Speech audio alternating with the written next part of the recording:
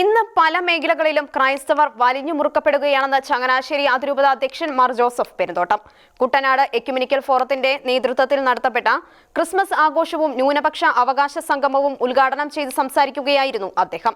നന്മ ചെയ്യാൻ പോലും പറ്റാത്ത അവസ്ഥ സംജാതമാകുന്ന സാഹചര്യങ്ങളെ നേരിടാൻ കൂട്ടായ്മ അത്യാവശ്യമാണെന്നും മാർ പെരുന്തോട്ടം വ്യക്തമാക്കി. എവിടെ അന്തചിത്രമുണ്ടോ അവിടെ തകർച്ചയുണ്ടാകുമെന്നും മാർ പെരുന്തോട്ടം ചൂണ്ടിക്കാട്ടി. JB കോശി കമ്മീഷൻ റിപ്പോർട്ടിന്മേൽ അടിയന്തരമായി നടപടി ഉണ്ടാകണമെന്നും മാർ പെരുന്തോട്ടം ആവശ്യം ഉന്നയിച്ചു. കേരളത്തിലെ പ്രധാനപ്പെട്ട ഒരു കാർഷിക മേഖലയാണ് കുട്ടനാട്. എങ്കിലും കർഷകർക്ക് ലഭിക്കേണ്ട ന്യായമായ അവകാശങ്ങൾ നിഷേധിക്കപ്പെടുന്നത് കുട്ടനാടിനെ പ്രതിസന്ധിയിലാഴ്ത്തുന്നു. ഇത്തരമൊരു സാഹചര്യം നിലനിൽക്കുമ്പോഴാണ് കുട്ടനാടൻ ജനതയുടെ ഐക്യവും ഒരുമയും നിലനിർത്തുന്നതിനും അവരുടെ മാനസികവും ആത്മീയവുമായ മേഖലകൾക്ക് കരുത്ത് പകരുന്നതിനുമായി Kuttanad ecumenical forum Gloria 2K23 എന്ന പേരിൽ ക്രിസ്മസ് ആഘോഷം സംഘടിപ്പിച്ചത്. ഒപ്പം ക്രൈസ്തവ സമുദായം നൽകിവരുന്ന നിസ്തുല സംഭാവനകളെ വിസ്മരിക്കുന്ന സമീപകാല ചരിത്രത്തിനുള്ള പ്രതിഷേധമായ ന്യൂനപക്ഷ അവകാശ സംഗമവും ഈ പരിപാടിയോട് ചേർന്ന് സംഘടിപ്പിച്ചിരുന്നു. ഡിസംബർ 29-ന് കിടങ്ങറ ജംഗ്ഷനിൽ നിന്നും ആരംഭിച്ച ക്രിസ്മസ് സന്ദേശ റാലി കുട്ടനാട് എക്യുമെനിക്കൽ ഫോറം രക്ഷാധികാരികളായ father Monayi K Philip, father Jose Parappally എന്നിവർ ചേർന്ന് ഫ്ളാഗ് ഓഫ് ചെയ്തു. ശേഷം റാലി കിടങ്ങറ സെന്റ് ഗ്രിഗോറിയസ് ദേവാലയത്തിൽ എത്തിച്ചേർന്നതോടെ ചങ്ങനാശ്ശേരി അതിരൂപത അധ്യക്ഷൻ മാർ ജോസഫ് പെരുന്തോട്ടം സമ്മേളനം ഉദ്ഘാടനം ചെയ്തു.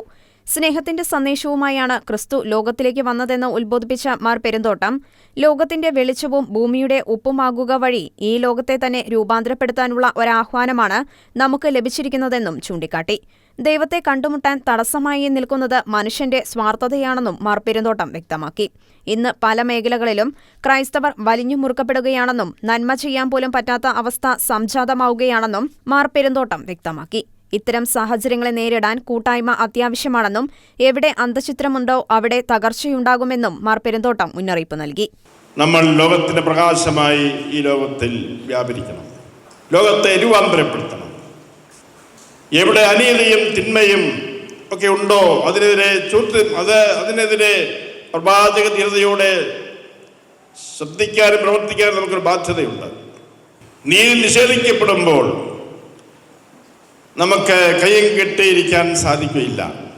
അധാർമികത ഭരണം നടത്തുമ്പോൾ അതിന്റെ മുമ്പിൽ അടങ്ങിയിരിക്കാൻ സാധിക്കുകയില്ല. പഴയ പ്രവാചകന്മാരൊക്കെ ധീരമായി നിർവഹിച്ചിട്ടുള്ളവരാണ് ഈ ദൗത്യം. നമ്മൾ ചെറിയ ന്യൂനപക്ഷമാണ് ഇവിടെ.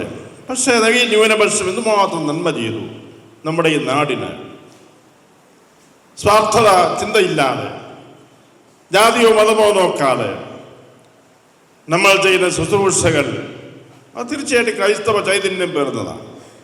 നമ്മുടെ സാമൂഹിക സേവന പ്രവർത്തനങ്ങൾ, വിദ്യാഭ്യാസ രംഗത്തെ നമ്മുടെ സംഭാവനകൾ, ആരോഗ്യ പാലനത്തിൽ നമ്മൾ ചെയ്യുന്ന പ്രവൃത്തികൾ, ശുശ്രൂഷകൾ, ഇങ്ങനെ നാനാ മേഖലകളിൽ നമ്മൾ പ്രവർത്തിക്കുന്നത് ഏതെങ്കിലും ഒരു പ്രത്യേക വിഭാഗത്തെ മാത്രം ലക്ഷ്യം വെച്ചുകൊണ്ടല്ല, എല്ലാവർക്കും തന്നെ ഉണ്ടാകണമെന്ന് അടിസ്ഥാനപരമായി നമ്മൾ ആഗ്രഹിക്കുന്നു. അതേസമയം നമുക്കും നീതി നിഷേധിക്കപ്പെടാൻ ഇടയാവരുത്. കാരണം നന്മ ചെയ്യുവാൻ നമുക്ക് സ്വാതന്ത്ര്യം വേണം. ഇന്ന് പല രംഗങ്ങളിൽ മരിഞ്ഞും മുറുക്കപ്പെടുകയാണ്. നന്മ ചെയ്യാൻ പോലും സാധിക്കാത്തൊരവസ്ഥ സംജാതമാവുകയാണ്. നമ്മൾ അങ്ങനെ ഒരു ഭീഷണി, വിപത്ത് നമ്മുടെ മുമ്പിൽ നിൽക്കുമ്പോൾ തീർച്ചയായും നമ്മുടെ കൂട്ടായ്മ വലിയൊരു ശക്തിയാണ്. എവിടെ അന്തചിത്രമുണ്ടോ അവിടെ തകർച്ചയുണ്ടാകും.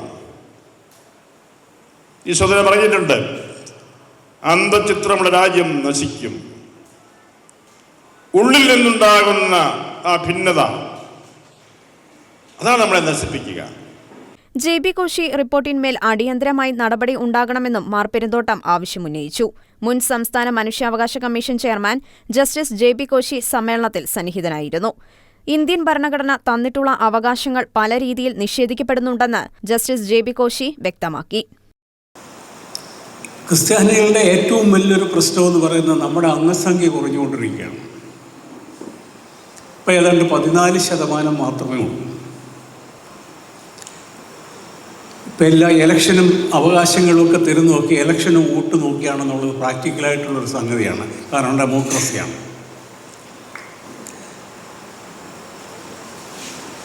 ചെറുപ്പക്കാർ പലരും നാടുവിട്ടു പോവുകയാണ്. പഠിച്ചാൽ ജോലിയില്ല, സംവരണമില്ല, ഇങ്ങനെ പല പല പ്രശ്നങ്ങളുണ്ട്. ശരിയായ കോഴ്സുകളൊന്നുമില്ല.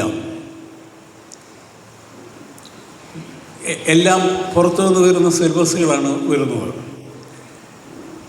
തൊഴിലധിഷ്ഠിത കോഴ്സുകൾ എയ്ഡഡ് കോളേജുകളിൽ വളരെ തുച്ഛമാണ്.